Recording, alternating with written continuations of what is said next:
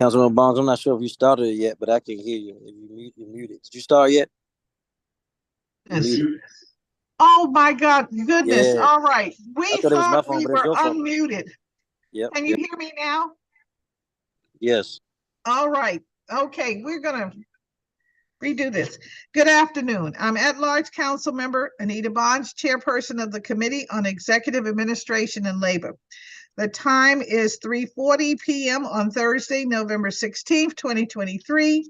This additional committee meeting, which is being held virtually by Zoom, is also streaming live on the committee's YouTube channel named EAL Committee. I'm calling this additional meeting to mark up the following measures. Bill 25-194, Wage Transparency Omnibus Amendment Act of 2023, and Bill 25-134, the Minimum Wage Clarification Amendment Act of 2023. We will first consider the Wage Transparency Omnibus Bill and then the Minimum Wage Clarification Bill. Bill 25-194 is the Wage Transparency Omnibus Act Amendment Act of 2023. It amends and renames the Wage Transparency Omnibus Amendment Act and merges the following bills related to wage transparency. One, the Pay Scale and Benefits Disclosure Amendment Act of 2023. 2, the Fair Wage Amendment Act of 2023, and 3, the Pay Range Act of 2023. This omnibus bill will amend the Transparency Act of 2014 to enhance the rights of prospective employees by making the following additions to the law. First, limiting the scope of the act to employers with 25 or more employees in the district.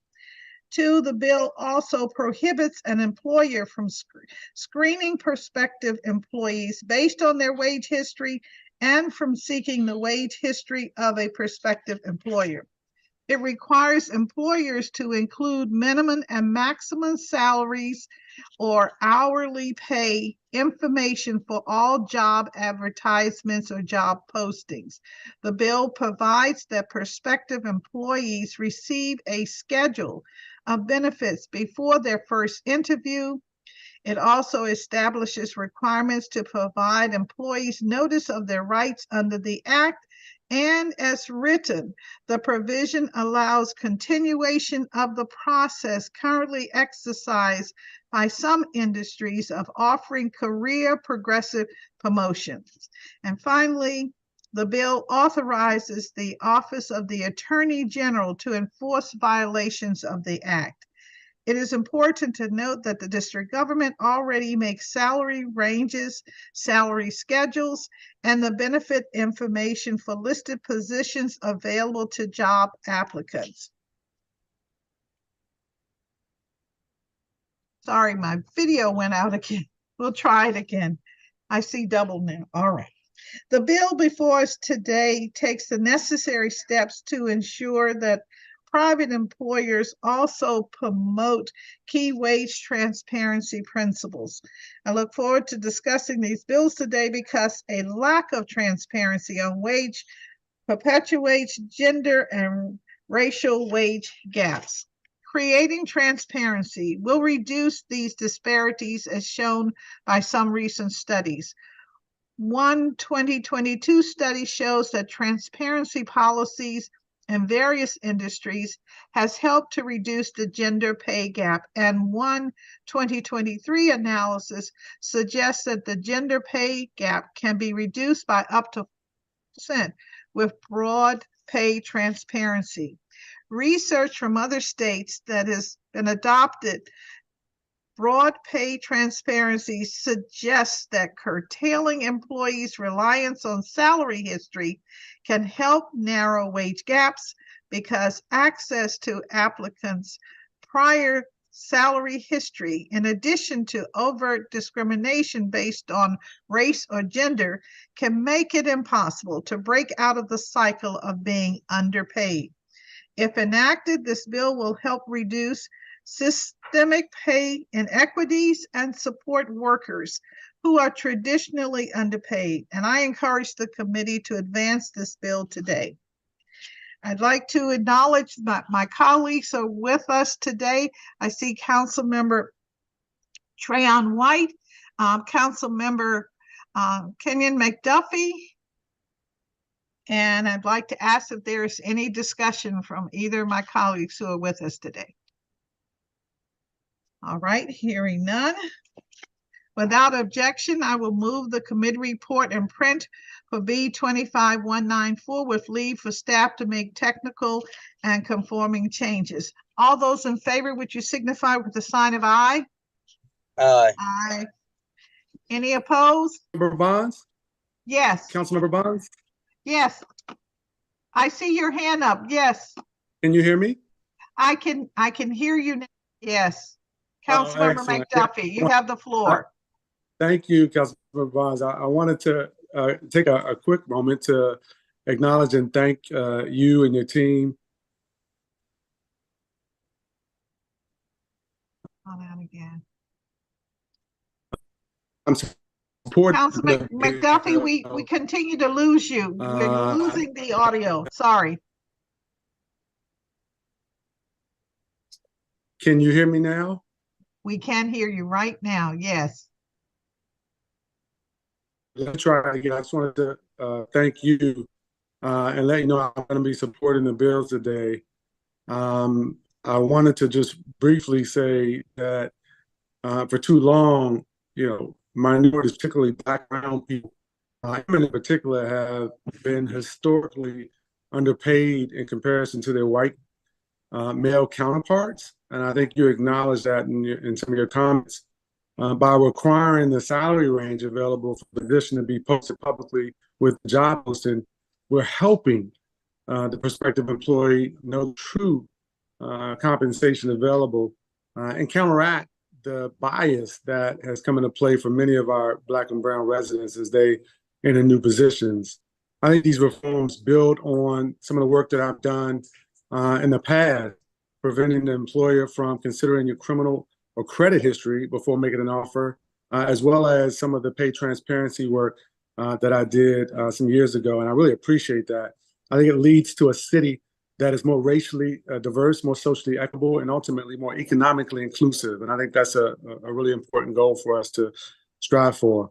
I did want to ask a question, though, because I've heard some concerns from some of the folks in the business community surrounding the particular language around the schedule of benefits.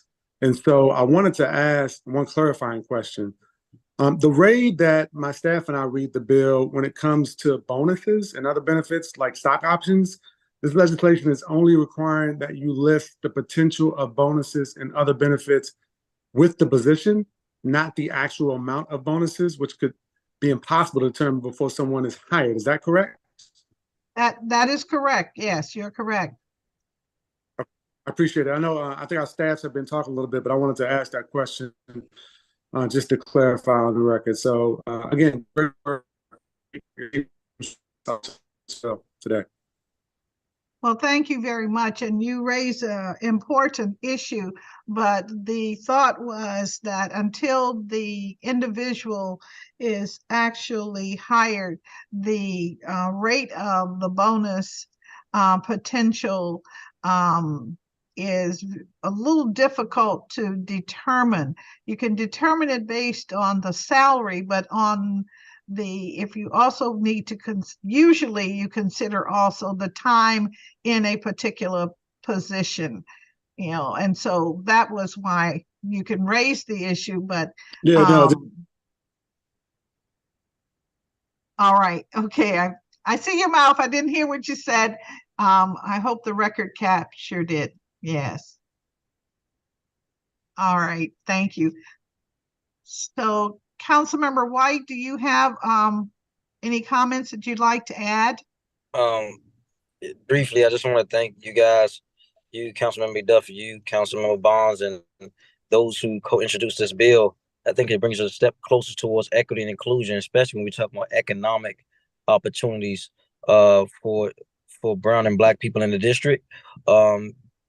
and I think this bill is really about transparency, so people can have opportunity to leverage their self-worth and their ability to go to other places, and also to get make more money. And so this is another step in the right direction for equity and inclusion economically here in Washington, D.C., and I look forward to supporting this measure. Thank you. Thank you very much. Thank you both very much. The goal is to lift up our community, particularly our Black and Brown community members that traditionally have not had the opportunities to see growth in their income as readily as other members of our society. So thank you very much for your comments. I will now turn to the opportunity for us to vote and ask, without objection, all those in favor, if you would signify with sign of aye. Aye. Opposed? Hearing none, we will report the measure as unanimous vote, the affirmative. The next item is Bill 25-134, the Minimum Wage Clarification Amendment Act of 2023. Of course, this bill would amend the Minimum Wage Act Revision Act of 1992 to clarify the circumstances when an employer must pay an employee working in the District of Columbia the district minimum wage. And this bill would require that employers pay the District of Columbia minimum wage to every employee that works in the district for at least 2 hours in one work week.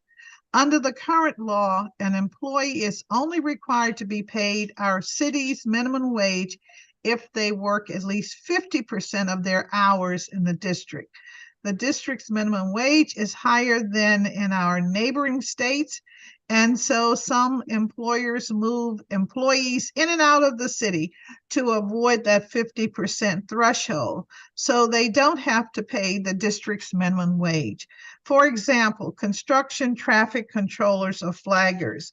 Companies can move flaggers from Virginia to Maryland to DC and back to Virginia all in 1 week, so they never work more than half of their hours in the district. By doing this, they don't have to pay those employees the DC minimum wage at all. And this bill would close that loophole and discourage gamemanship so that everyone who works in the district is fairly compensated for their work that is performed in the district. The district's minimum wage is meant to be a living wage that lets people build wealth. People working for minimum wage are disproportionately people of color and positions such as construction flaggers. They are often held by women in particular. Most of our neighbors have similar protections for their workers. In fact, you can find similar laws across the country in places like New Mexico, even Maine, and of course in Maryland. If enacted, this bill would make the city and the region more fair for our most vulnerable workers. And for these reasons, I encourage the committee to advance this bill today. Is there any discussion from my colleagues? Hearing nor seeing any, without objection, I will move the committee's report and print for Bill 25-134 with leave for staff to make technical and conforming changes. All those in favor, if you would signify with the sign of aye. Aye. Opposed? All right, the measure passes unanimously. Thank you all for today's participation. The committee's next meeting will be a public roundtable to discuss the DC Archives Capital Project on Thursday, December 14th, beginning at 2 p.m. And with that, I can report that the time is 3:53 p.m. and this meeting is adjourned. Thank you again. Thank you. See you soon. Yeah.